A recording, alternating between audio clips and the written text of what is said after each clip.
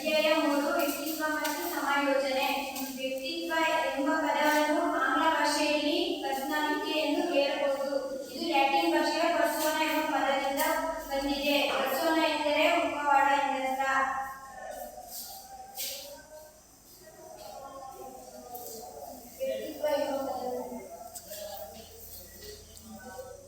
ವ್ಯಕ್ತಿತ್ವ ಎಂಬ ಪದವನ್ನು ಆಂಗ್ಲ ಭಾಷೆಯಲ್ಲಿ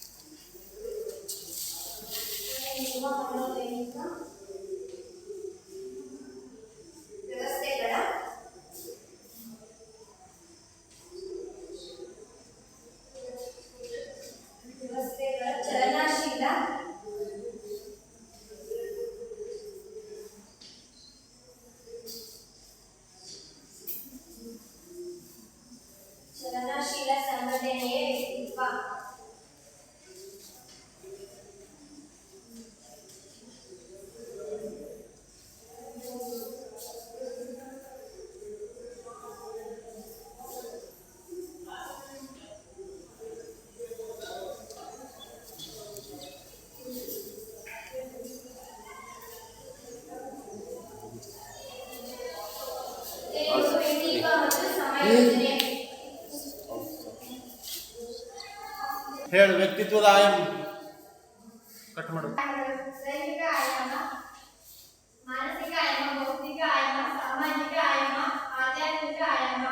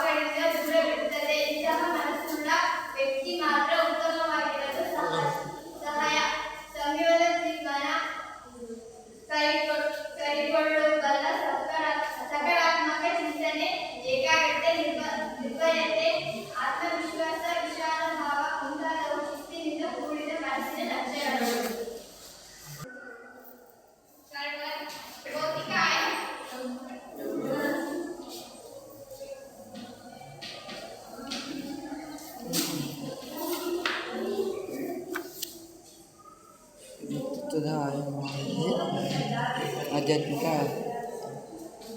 ಅತ್ಯಂತ ಶ್ರೇಷ್ಠವಾದುದು. ಬದುಕಿನ ಶ್ರೇಷ್ಠ ಭೌತಿಕ ಆಯಾಮ. ವ್ಯಕ್ತಿತ್ವದ ಬಹುಮುಖ್ಯ ಆಯಾಮಗಳಲ್ಲಿ ಭೌತಿಕ ಆಯಾಮವು ಒಂದು. ಇದು ವ್ಯಕ್ತಿಯ ಬುದ್ಧಿವಂತಿಕೆ, ಮೇಧಾವಿತನ, ಕ್ರಿಯಾಶೀಲತೆ, ಕ್ರಮಬದ್ಧ ಚಿಂತನೆ ಮುಂತಾದ ಸಾಮರ್ಥ್ಯಗಳನ್ನು ಒಳಗೊಂಡಿರುವ ಆಯಾಮವಾಗಿದೆ. ವ್ಯಕ್ತಿ ತನ್ನಲ್ಲಿರುವ ಸುಸೂಕ್ತವಾದ ಸೃಜನಶೀಲ ಸಾಮರ್ಥ್ಯಗಳನ್ನು ಅರಿತು ತನ್ನ ಜ್ಞಾನ ಸಾಮರ್ಥ್ಯ ಹಾಗೂ ಕೌಶಲ್ಯಗಳನ್ನು ವೃದ್ಧಿಗೊಳಿಸಿಕೊಂಡಾಗ ಮಾತ್ರ ಅವನ ವ್ಯಕ್ತಿತ್ವಕ್ಕೆ ಬೆಲೆ.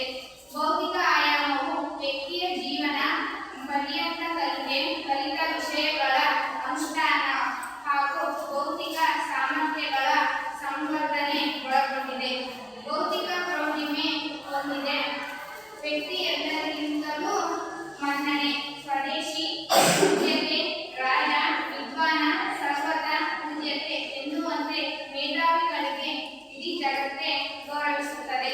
ಬುದ್ಧಿವಂತ ಯಾವುದೇ ಸಮಸ್ಯೆಗಳಿಗೆ ಸರಳ ಹಾಗೂ ಸುಲಭ ಪರಿಹಾರ ಕಂಡುಕೊಳ್ಳಬಲ್ಲ. ಈ ಮೂಲಕ ಬಹುಜನ ಮೆಚ್ಚುವಂತಹ ಚತುರತೆ ತೋರಬಲ್ಲ. ಇದು ಅವನ ವ್ಯಕ್ತಿತ್ವಕ್ಕೆ ಮೆರುಗು ನೀಡುತ್ತದೆ. ಭೌತಿಕ ಪ್ರೌಢಿಮೆಗೆ ಇರುವವನು ಸರಿ ತಪ್ಪುಗಳ ಪರಿಕಲ್ಪನೆಗಳನ್ನು ಚೆನ್ನಾಗಿ ಅರಿಯಬಲ್ಲ. ಅದು ಅವನ ವರ್ತನೆ ಬದಲಿಸುತ್ತದೆ. ಇದು ದೂರದರ್ಶನ, ಗಣಕಯಂತ್ರ, ಅಂತರ್ಜಾಲ, ವೆಬ್ಸೈಟ್ ಮುಂತಾದ ತಂತ್ರಜ್ಞಾನ ಹಾಗೂ ಸಂವಹನ ಮಾಧ್ಯಮಗಳ ಸಾಕಷ್ಟು ಮಾಹಿತಿ ನೀಡುತ್ತವೆ.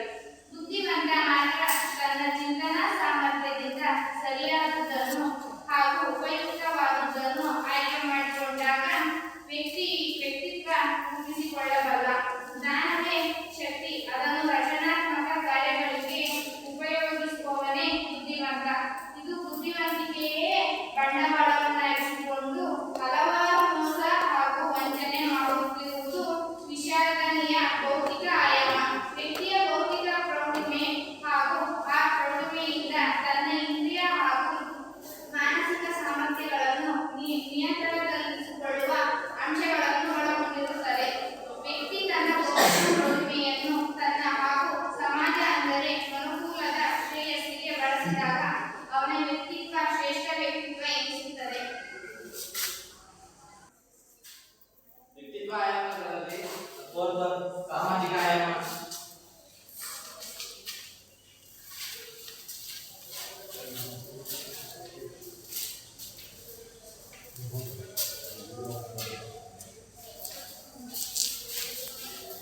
ಸಾಮಾಜಿಕ ಸಂತೋಲನದ ತಿಳಿಸುವ ಆಯಾಮ ಇದಾಗಿದೆ. ಈ ಆಯಾಮವು ಸಮಾಜದ ಇತರರೊಡನೆ ವ್ಯಕ್ತಿ ಹೊಂದಿದ ಸಂಬಂಧ ಕುರಿತಾಗಿದೆ. ಮಾನವ ಸಮಾಜ ಜೀವಿ. ಶೂನ್ಯದಲ್ಲಿ ಇವನು ಬದುಕಲಾರ. ವ್ಯಕ್ತಿ ಬೆಳೆದು ವಿಕಾಸಗೊಂಡು ತನ್ನ ಸಾಮರ್ಥ್ಯಗಳನ್ನು ಬೆಳೆಸಿಕೊಂಡು ಅಭಿವೃದ್ಧಿ ಹೊಂದುವುದು ಸಾಮಾಜಿಕ ಪರಿಸರದಿಂದ ದೂರವಾದ ವ್ಯಕ್ತಿಗೆ ಬೆಲೆ ಇಲ್ಲ. ಆದರ್ಶ ವ್ಯಕ್ತಿತ್ವ ಹೊಂದಿದ ವ್ಯಕ್ತಿ ಸಾಮಾಜಿಕ ಮೌಲ್ಯಗಳಾದ ಸಮಾನತೆ, ನ್ಯಾಯ, ಏಕತೆ, ನಾವು ಎನ್ನುವ ಭಾವನೆ ಮುಂತಾದವುಗಳನ್ನು ರೂಢಿಸಿಕೊಳ್ಳುತ್ತದೆ. ಯಾವ ವ್ಯಕ್ತಿ ಇತರೆ ಬೆಳೆಸುತ್ತಾನೆ ಮತ್ತು ಇತರರಿಗಾಗಿ ಬದುಕುತ್ತಾನೆ ಅವನೇ ಸರ್ವಶ್ರೇಷ್ಠ ವ್ಯಕ್ತಿತ್ವ ಹೊಂದಿದ ವ್ಯಕ್ತಿ. ಇಂಥ ವ್ಯಕ್ತಿತ್ವ ಯಾರಿಗಿಂತಲೂ ಎಂದಿಗೂ ಮರೆಯಲಾಗದ. ಇತರರನ್ನು ನಾವು ಪ್ರೀತಿಸಿದರೆ ಅವರನ್ನು ನಮ್ಮನ್ನು ಪ್ರೀತಿಸುತ್ತಾರೆ. ಅವರ ಸಹಾಯಕ್ಕೆ ನಾವು ನಿಂತರೆ ನಮ್ಮ ಬೆಂಗಾವಲಿಗೆ ಅವರಿರುತ್ತಾರೆ. ನಗುತ್ತಾ ಎಲ್ಲರೊಡನೆ ಹೊಂದಿಕೊಂಡು ಬೆರೆತು ಬಾಳಿದಾಗ ಎಲ್ಲರೂ ಸೌಖ್ಯದಿಂದಿರಲು ಸಾಧ್ಯ. ಯಾವುದೇ ಜಾತಿ, ಮತ, ಪಂಥ, ಬಣ್ಣ, ವರ್ಗ, ಬಡವ, ಬಲ್ಲಿದ ಭೇದ ಭಾವ ತೋರದೆ ಎಲ್ಲರೊಡನೆ ಸಾಮಾಜಿಕ ಹೊಂದಾಣಿಕೆ ಮಾಡಿಕೊಳ್ಳುವ ವ್ಯಕ್ತಿ ಎಲ್ಲರೂ ಮನದಲ್ಲಿ ಎಂದೆಂದಿಗೂ ಮರೆಯದೆ ಉಳಿಯುತ್ತಾನೆ. ವಿಶ್ವ ಸಮಾನತೆ ಮಾನವನಾಗುತ್ತಾನೆ. ಅದೇ ಶ್ರೇಷ್ಠ ವ್ಯಕ್ತಿ. ವ್ಯಕ್ತಿತ್ವದ ಆಯಾಮಗಳು. 5 ಆಧ್ಯಾತ್ಮಿಕ ಆಯೋಗ.